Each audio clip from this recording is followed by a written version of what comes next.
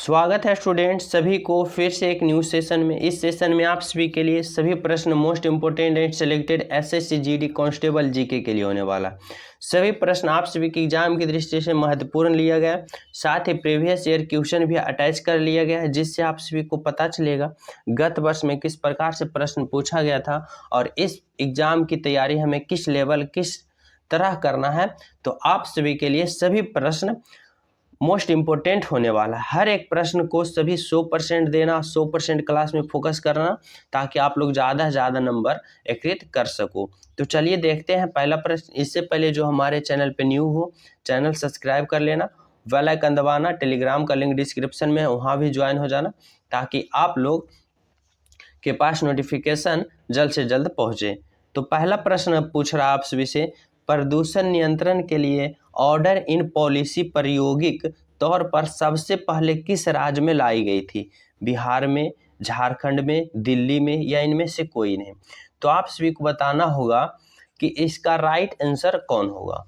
तो इसका right answer होगा ऑप्शन नंबर बोले तो सी, दिल्ली इसका राइट आंसर। दिल्ली राज्य में सबसे पहले प्रदूषण नियंत्रण के लिए ऑर्डर इन पॉलिसी प्रायोगिक तौर पर लाया गया था। वैसे भी भारत में सबसे प्रदूषित राज्य कौन सा है? तो Delhi. Option number C is the right answer. अगला प्रश्न आप सभी के लिए है, बताना होगा वर्तमान में फारस को किस नाम से जाना जाता था? फारस को वर्तमान में मतलब अभी किस नाम से जाना जाता है? इजराइल के नाम से, ईरान के नाम से, इराक के नाम से, या कुवैत के नाम से? तो वर्तमान में फारस को किस नाम से जाना जाता है? तो इसका राइट आंसर क्या होगा? राइट आंसर होगा बोले तो ऑप्शन नंबर क्या, Iran. Option number B. Iran को अभी वर्तमान में, पहले इसको क्या बोला जाता था? फारस। अभी वर्तमान में इसे हम ईरान बोलते हैं। Option number B.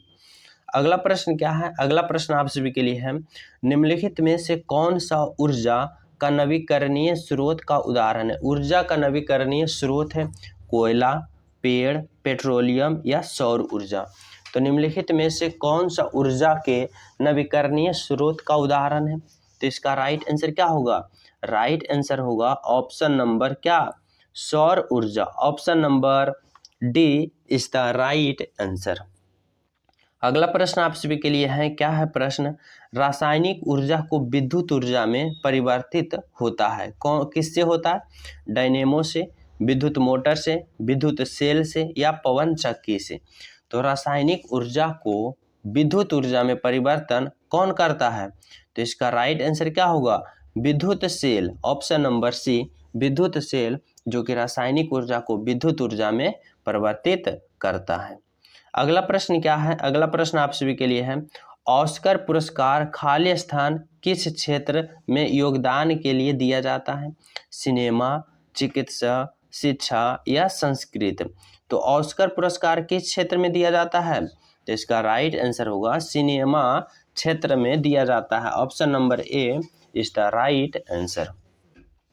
अगला प्रश्न क्या है? अगला प्रश्न है आप सभी के लिए, भारत में सर्वप्रथम रेल कहाँ से कहाँ तक चलाई गई थी? भारत में सर्वप्रथम रेल कहाँ से कहाँ तक चलाई गई थी? मुंबई से थाने तक, कोलकाता से खड़गपुर तक, या मुंबई से पुणे तक, या कोलकाता से हावड़ा तक?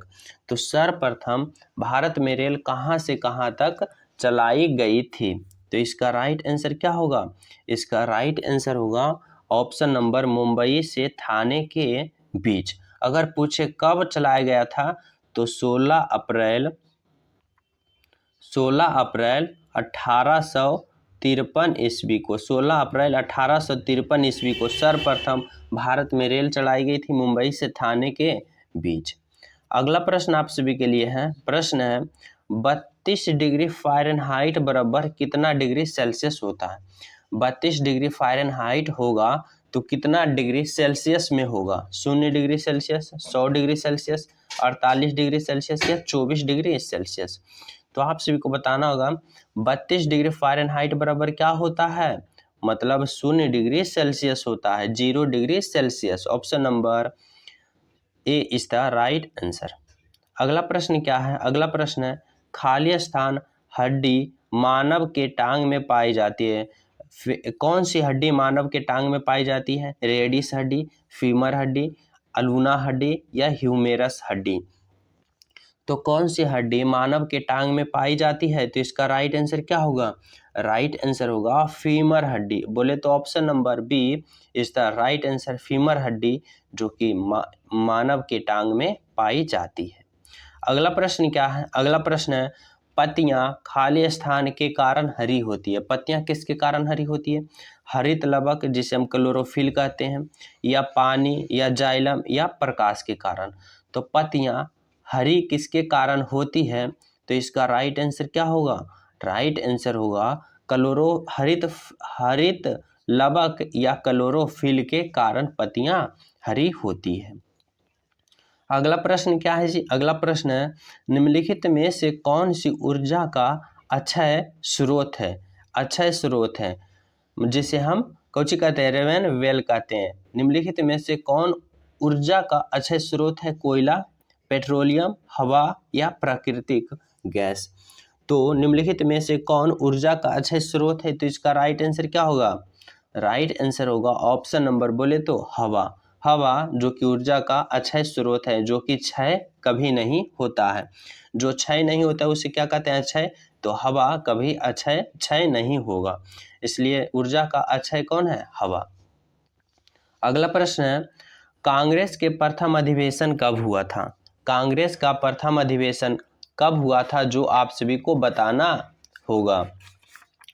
तो इसका ऑप्शन क्या है? ऑप्शन है 1887 ईस्वी, ऑप्शन है 1885, 1882 या 1895।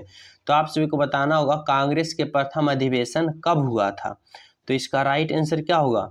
राइट आंसर होगा 1885 ईस्वी को कांग्रेस का प्रथम अधिवेशन हुआ था। Option number A is the option number B is the right answer. अगला प्रश्न आप सभी के लिए प्रश्न है, कांग्रेस का प्रथम अधिवेशन कहाँ हुआ था? कांग्रेस का प्रथम अधिवेशन कहाँ हुआ था? लाहौर में, कोलकाता में, मुंबई में, या इनमें से कोई नहीं? तो कांग्रेस का प्रथम अधिवेशन कहाँ हुआ था? तो इसका राइट आंसर क्या होगा? राइट आंसर होगा, बोले तो ऑप्शन नंबर क्या? B, Kolkata is the right answer. अगला प्रश्न है, उड़न परी किस महिला धावक को बोलते थे? उड़न परी किस महिला धावक को बोला जाता है? हिमा दास को, द्युति चंद को, ज्योति सिकंदर को, या पीटी उषा को? तो उड़न परी के नाम से कौन सा महिला धावक जानी जाती है? तो बोले तो option number D, PT Usha को हम क्या कहते हैं? उड़न परी। अगला प्रश्न है, सती प्रथा पर रोक किस ब्रिटिश गवर्नर ने लगाई थे? तो सती प्रथा पर रोक किस ब्रिटिश गवर्नर के शासक में लगी थी? तो इसका राइट आंसर क्या होगा? Lord William Bentinck, Warren Hastings, Cornwallis या लॉर्ड रिपन? तो इसका राइट आंसर क्या होगा? तो इसका राइट आंसर क्या होगा? इसका राइट आंसर होगा ऑप्शन नंबर, बोले तो क्या? Option number A, Lord William Bentinck is the right answer, option number ए। अगला प्रश्न क्या है? अगला प्रश्न है, भारी जल का सूत्र क्या होता है? भारी जल का सूत्र क्या होता है? H2O, D2O, या A और B दोनों, या O2? तो भारी जल का सूत्र क्या होता है, जो आप सभी को बताना होगा। तो इसका राइट आंसर क्या होगा? राइट आंसर होगा D2O। भारी जल का सूत्र क्या है? तो D2O, option number B is the right answer. अगला प्रश्न क्या है? अगला प्रश्न है, निम्नलिखित में से कौन सा अनुवांशिक रोग है? अनुवांशिक रोग बताना है कौन सा है? हेमोफीलिया, डेंगू, रेबीज, या इनमें से कोई नहीं? तो निम्नलिखित में से कौन सा अनुवांशिक रोग है, जो आप सभी को बताना होगा। तो इसका राइट आंसर क्या होगा? राइट आंसर होगा हेमोफीलिया। हेमोफीलिया रोग कैसी है? तो अनुवांशिक रोग है। Option number A is the right answer. अगला प्रश्न आप सभी के लिए है। प्रश्न क्या है? प्रश्न पूछ रहा है, निकल का रासायनिक संकेत क्या होगा? निकल का रासायनिक संकेत होगा Na, Ne, N, या इनमें से कोई नहीं? तो निकल का रासायनिक संकेत आप सभी को बताना होगा, क्या होगा? तो इसका राइट आंसर होगा option number Ni, option number A is the right answer. अगला प्रश्न है आप सभी के लिए, आप सभी को बताना होगा, BCG का टीका लगाया जाता है किसके लिए? मलेरिया के लिए, क्षय के लिए, या डेंगू के लिए, या फिर हैजा के लिए? तो BCG का टीका किसके लिए लगाया जाता है? ये प्रश्न आप सभी को होमवर्क टेस्ट के रूप में दे रहा हूँ। इसका राइट आंसर आप लोग कमेंट में ज़रूर बताना। साथ ही अगर हमारे इस चैनल पे न्यू हो, चैनल सब्सक्राइब कर लेना, बेल आइकन दबा के इस सीरीज से ज्वाइन हो जाना, जो कि बिल्कुल फ्री है। तो आप लोग चैनल सब्सक्राइब कर लेना, साथ ही टेलीग्राम ज्वाइन कर लेना, लिंक डिस्क्रिप्शन में। कोई नोटिफिकेशन आप सभी के पास जल्द से जल्द मिलेगा। तो मिलते हैं सभी स्टूडेंट को न्यू सेशन में। जब तक सभी को जय हिंद।